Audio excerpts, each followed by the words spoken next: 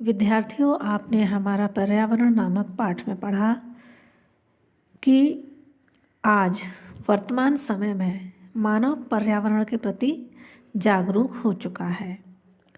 मानव अपनी करनी के परिणाम निरंतर भुगत रहा है, अर्थात उसने प्रकृति के साथ जो कुछ किया है उसके परिणाम को भुगतने के बाद आज उसमें जागरूकता आ चुकी है।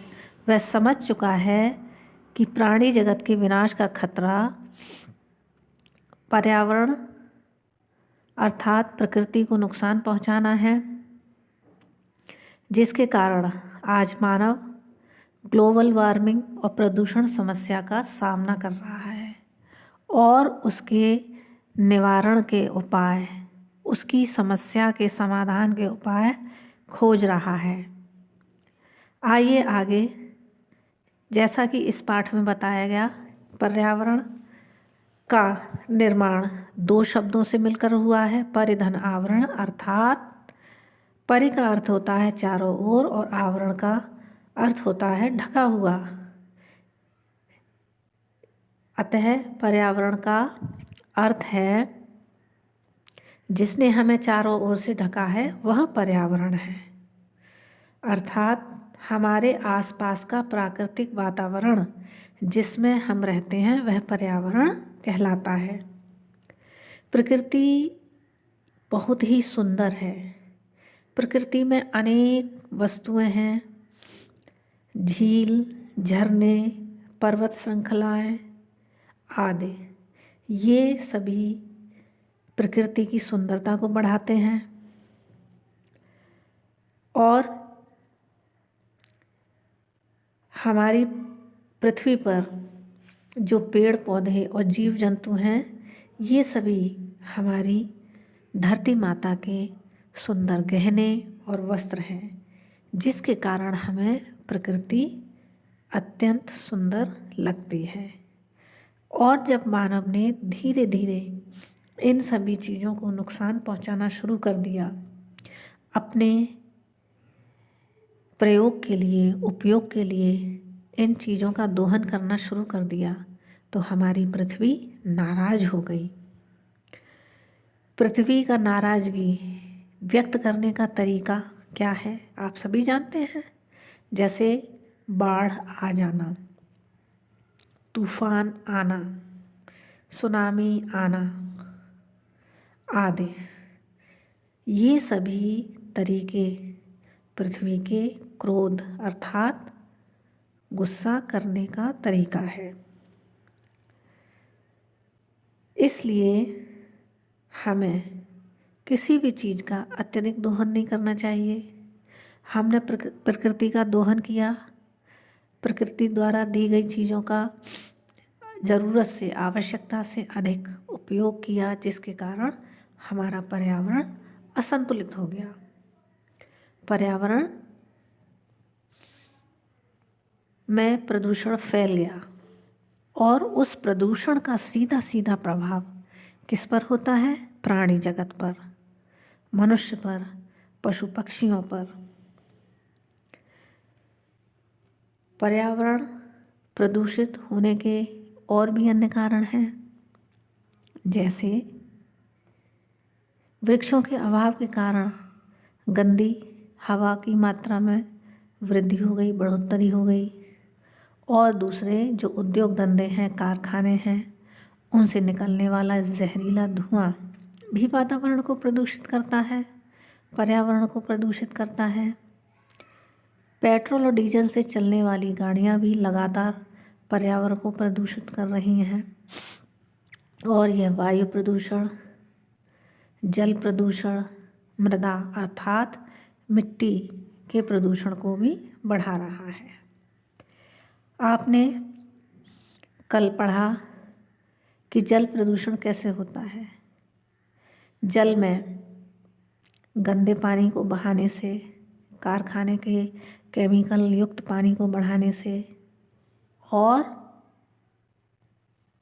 कूड़ा करकट डालने से जल प्रदूषण हो रहा है। और वह जल जब मिट्टी में मिलता है तो मिट्टी अर्थात मृदा प्रदूषण भी बढ़ता है। आइए अब हम कुछ प्रश्नों के उत्तर पर चर्चा करेंगे।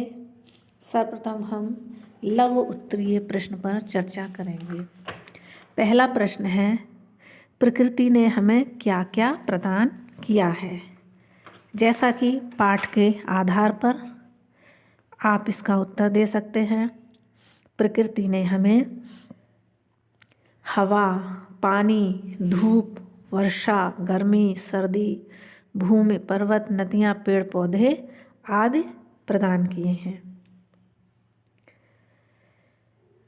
ये सब हमें जीवन देते हैं और इन्हें हम पर्यावरण भी कहते हैं। ये सभी पर्यावरण के अंग हैं।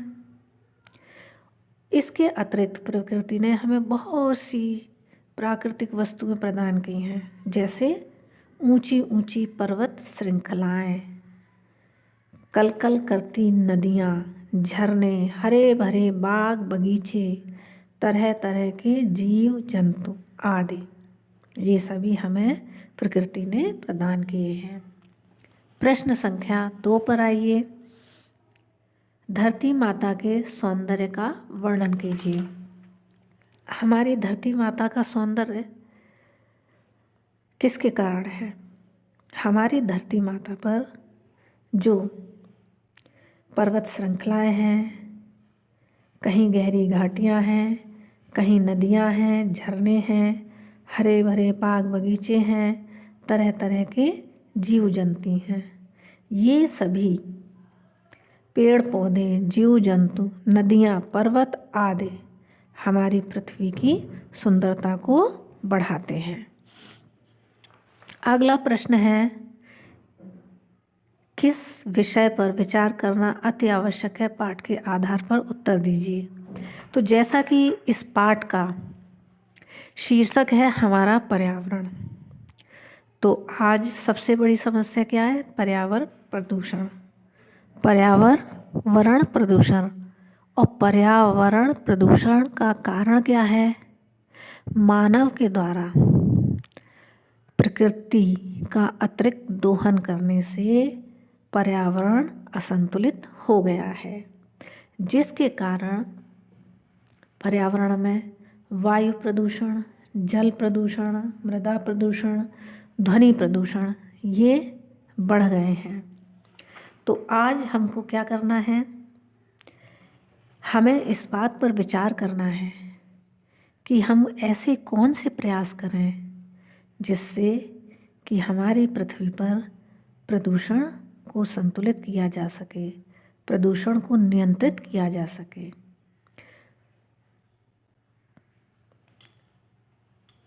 अगला प्रश्न है,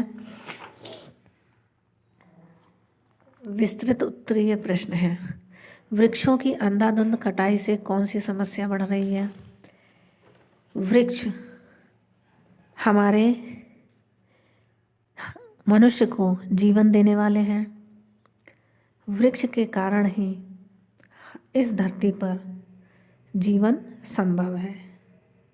यदि वृक्ष ना हो तो ऑक्सीजन की कमी और वर्षा की कमी हो जाएगी।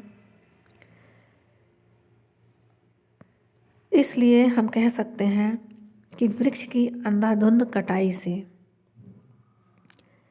सबसे पहला जो प्रभाव पड़ा है वो वर्षा में कमी आई है।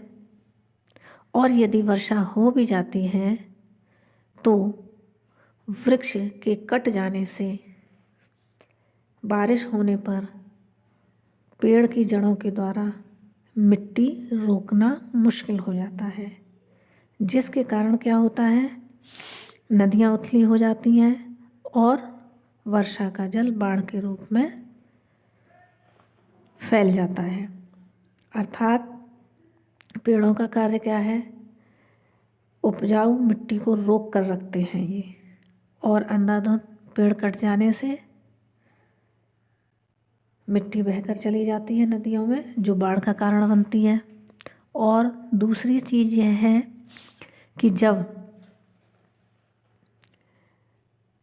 वर्षा का मौसम आता है, बारिश का मौसम आता है, तो वृक्ष बारिश को लाने में सहायक होते हैं। जब वृक्ष कम होंगे तो बारिश अर्थात मानसून समय से नहीं आएगा। तो यह कथन सत्य है कि वृक्ष के कारण मिट्टी का कटान हो रहा है, उपजाऊ मिट्टी को रोकने में मुश्किलें आ रही हैं, और दूसरा वर्षा में कमी आई है वृक्षों की अंधाधुंध कटाई से। और दूसरी ओर वृक्षों के अभाव के कारण गंदी हवा की मात्रा में वृद्धि हुई है। इसका क्या कारण है? आप सभी को यह मालूम है कि वृक्ष ऑक्सीजन गैस प्रदान करते हैं और कार्बन डाइऑक्साइड गैस को सोखते हैं, जबकि मनुष्यों के द्वारा कार्बन डाइऑक्साइड गैस छोड़ी जाती है और ऑक्सीजन गैस का सेवन किया जाता है। जब धरती पर पर्याप्त वृक्ष होंगे तो इन दोनों गैस का संतुलन रहेगा, अन्यथा असंतुलन निश्चित है, अर्थात ऑक्सीजन की कमी हो जाएगी।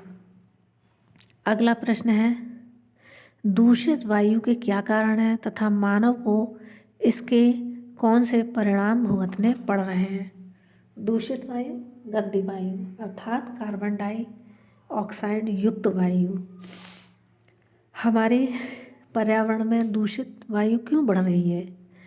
एक ओर तो वृक्षों का अभाव है, दूसरी ओर कारखाने, उद्योग धंधों से निकलने वाला धुआं वातावरण को दूषित कर रहा है। पेट्रोल और डीजल से चलने वाली गाड़ियां लगातार वायु को प्रदूषित कर रही हैं, जिसका कारण क्या हुआ है कि प्रदूषित वायु के कारण मनुष्य अनेक प्रकार की बीमारियों से घिरता जा रहा है।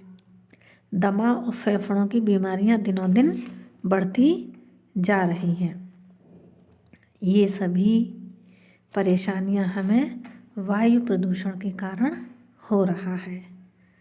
जहाँ एक ओर वायु प्रदूषित हो रही है, वहीं दूसरी ओर जल प्रदूषण भी तेज़ी से बढ़ रहा है, क्योंकि जो गैस वातावरण में है उसका प्रभाव जल पर भी होगा।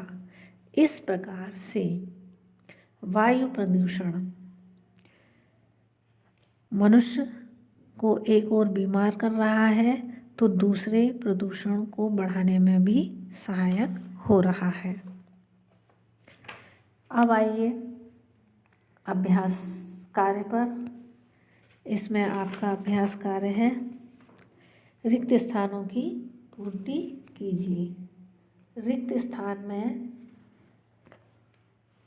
गंदे पानी में रोगाणु आसानी से पनपते हैं। यह पेज नंबर 93 पर है। अगला है, आवश्यक है कि हम पर्यावरण को अपने अनुकूल बनाए रखें। वृक्षों की अंधाधुंध कटाई से धरती बंजर होती जा रही है। पर्यावरण को संतुलित बनाए रखने के लिए वृक्षों को लगाना अत्यंत आवश्यक है। कल कारखानों से निकलने वाला धुआं वातावरण को प्रदूषित कर रहा है। अगला है प्रश्न संख्या 94। इसमें पर्यावरण और में परि उपसर्ग लगाना है। इसी प्रकार उपसर्ग द्वारा नए शब्दों का निर्माण करना है आपको। परिभाषा, परिणाम, परिवार, अन्याय, अन्य और अन्यथा, सुशील, सुकर्म, सुपुत्र, प्रणाम, प्रभात, प्रबल, उपसर्ग से अभिमान, अभिनंदन, अभिषेक। प्रश्न संख्या 2, निम्नलिखित वाक्यांशों से संज्ञा, सर्वनाम और विशेषण शब्द छांटकर अलग कीजिए। इसमें आपका वाक्य है, हमारी पृथ्वी सुहावनी और सुंदर दिखती है। इसमें आपको संज्ञा, सर्वनाम और विशेषण 3 कॉलम बना लेने हैं।